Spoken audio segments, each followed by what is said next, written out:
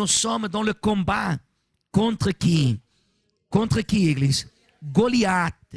1 Samuel 17, s'il vous plaît. 1 Samuel chapitre 17.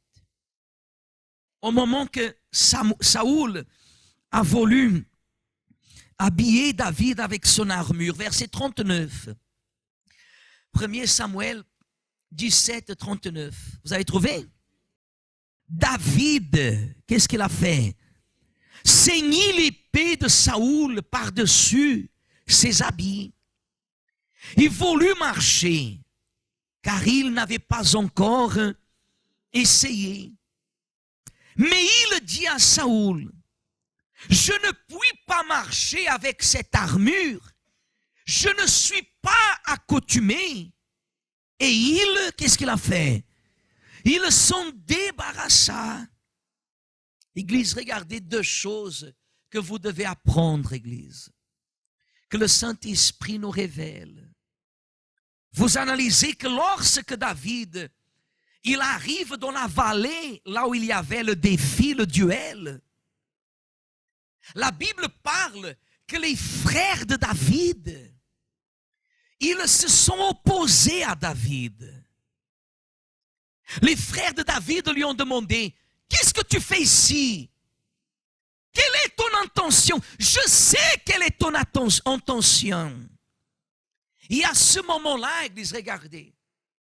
La Bible dit que David, il ne se s'est pas soumis à ses frères. David n'a pas eu peur. Vous savez pourquoi il y a des personnes qui ne vont pas plus loin? Parce qu'elles craignent d'autres personnes. Dans la famille, il y a des personnes qui craignent des membres de la famille. Il y a des personnes qui ont peur. Elles respectent plus le frère, la sœur, que Dieu lui-même. Des personnes que lorsqu'elles voient que vous êtes en train d'agir pour changer de vie, elles vous demandent même comme ça, mais pourquoi tu vas à l'église tous les jours? Oh, tu vas tellement à l'église, tu n'as pas besoin de... Ah, moi non, moi je ne vais pas tous les jours, j'ai beaucoup de choses à faire. Pour vous amener à penser comme si vous n'avez rien à faire. Pour contaminer votre foi. Faites attention, Église. Parce que moi, j'aime tous mes frères et sœurs en Christ. Mais je ne permets qu'aucun vienne interférer dans ma foi. Non, Église. Je ne laisse pas, ni même ma mère, mon père, mes frères, mes sœurs, personne n'interfère dans ma foi. Ni mon épouse. Ainsi comme moi, je n'interfère pas dans la sienne.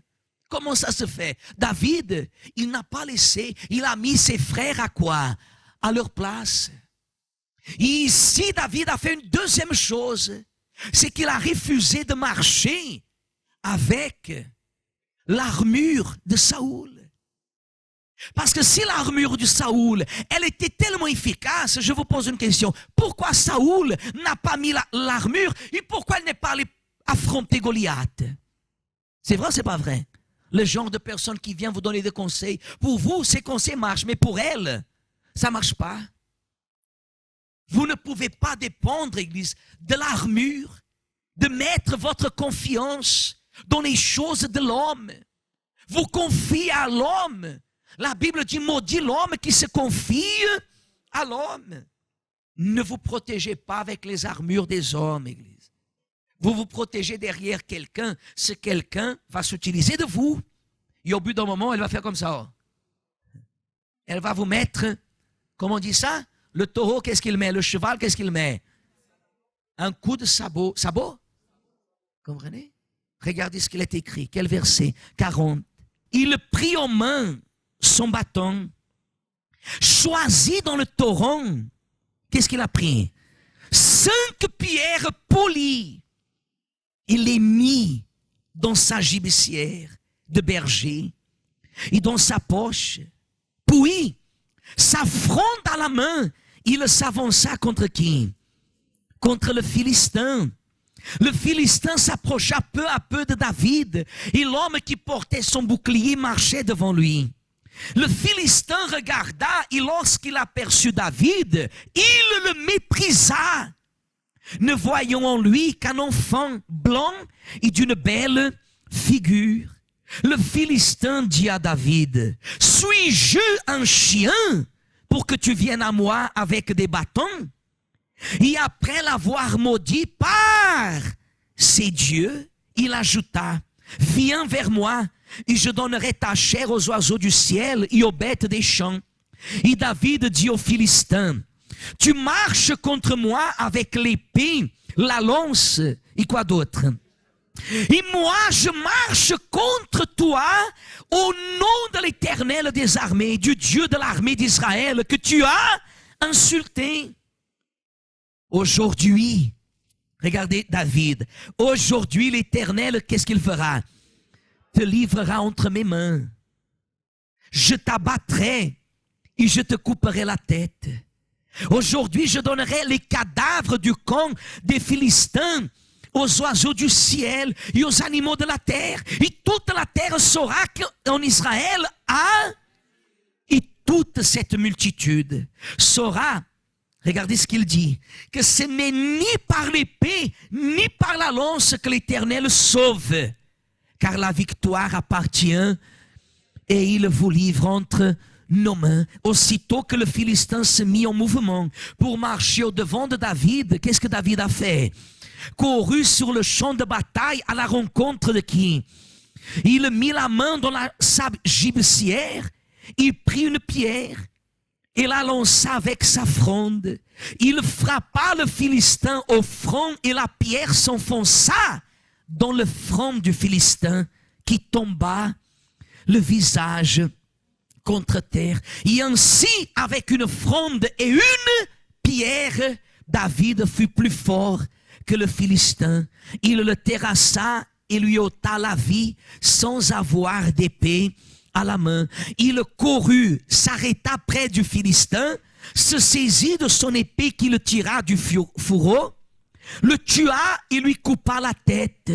Les Philistins, voyant que l'heure était mort, qu'est-ce qu'ils ont fait? Quand est-ce que les Philistins ont pris la fuite, Église? Lorsque leur héros est mort. Vous voyez, Église, que le diable, il s'appuie sur un sujet. Des fois, la multitude de nos ennemis, on ne peut pas les compter. Mais c'est dû à un seul. Les Philistins, ils remplissaient la vallée. Mais à vrai dire, qui faisait peur à Israël? Goliath. La vie de beaucoup de personnes, elle est affrontée par un Goliath. Il y a des personnes qui ont tout, mais au même instant, elles n'ont rien.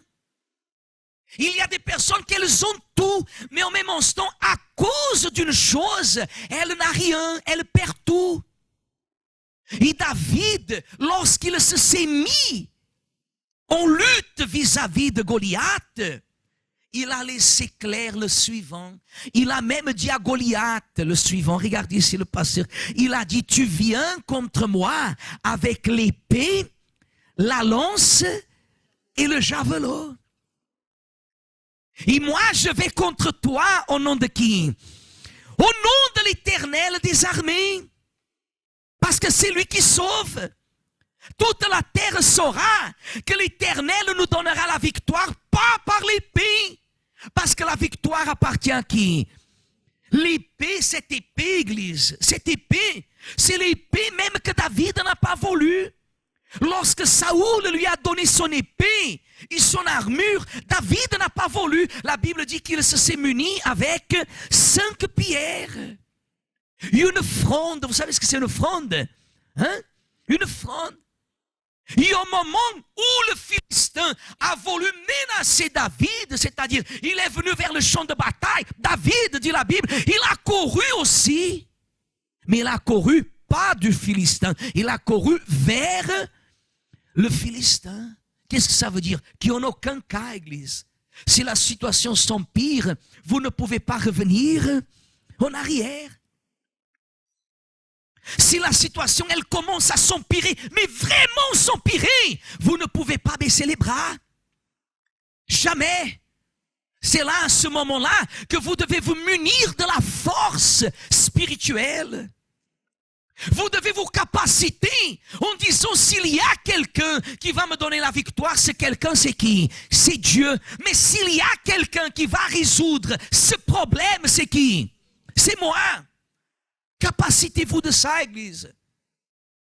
Ne vous laissez pas séduire par des personnes qui viennent vous infiltrer des pensées qui vont anéantir votre foi. Parce que le seul qui peut changer la situation de votre vie, du mariage, de la famille, financière, professionnelle, c'est vous. Et des fois, vous savez ce que Dieu permet? Dieu permet que vous ayez un Goliath. Parce que Dieu voit que vous êtes très tranquille. Dieu voit que nous sommes tranquilles. Et des fois, Dieu le fait susciter, il le suscite parmi nous un Goliath, un problème. Il y en a ceux qui disent, mais pourquoi? Comment Dieu il a permis? Pourquoi cela arrive? Cela arrive pour que tu te réveilles. C'est ce que Dieu dit. Dieu le permet que nous recevions des fois une mauvaise nouvelle.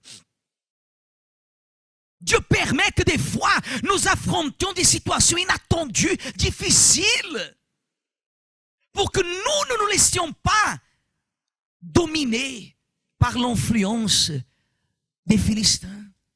Il n'y a pas de marge de probabilité de penser que David pouvait vaincre Goliath. Mais qui a vaincu? Pourquoi? Parce qu'il a cru que s'il y avait quelqu'un qui devrait résoudre ce problème, c'était qui? C'est lui. Et vous ne le voyez pas en train de se lamenter, vous le voyez révolté. Ceux qui font la différence ne sont pas ceux qui vivent en disant Dieu va faire, mais jusqu'à quand Dieu va faire? Jusqu'à quand que Dieu va faire? Jusqu'à quand?